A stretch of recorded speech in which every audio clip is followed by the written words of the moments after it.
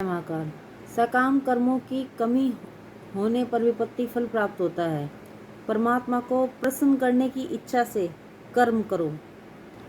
कोई भी कार्य करते हुए अपने मन में ये भावना बिल्कुल मत लेके आओ कि इस कार्य को करने से कोई प्रसिद्धि या फिर कोई प्रशंसा होगी। संसार ने तो श्री रामचंद्र जी की भी बहुत निंदा की थी।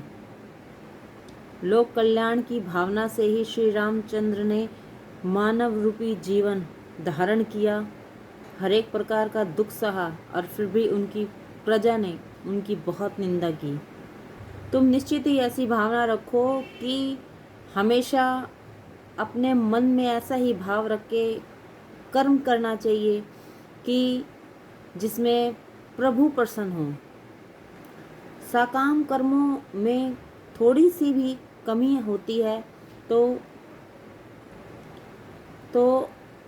अनर्थकारी फल प्राप्त होता है। निष्काम कर्म में हुई क्षमा योग्य है, परंतु सकाम कर्मों में हुई क्षति क्षमा योग्य नहीं है। इसलिए संसार में रह करके इंसान को हमेशा अपने कर्मों पर ध्यान देना चाहिए।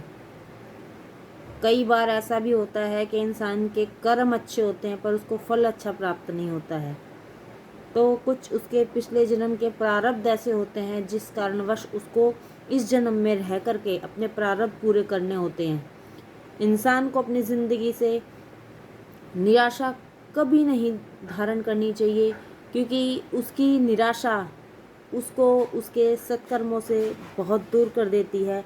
और जबकि सत्कर्म करने का जो इंसान बीड़ा उठा लेता है वो हमेशा अपनी ज़िंदगी में खुशियाँ और तरक्की ही पाता है।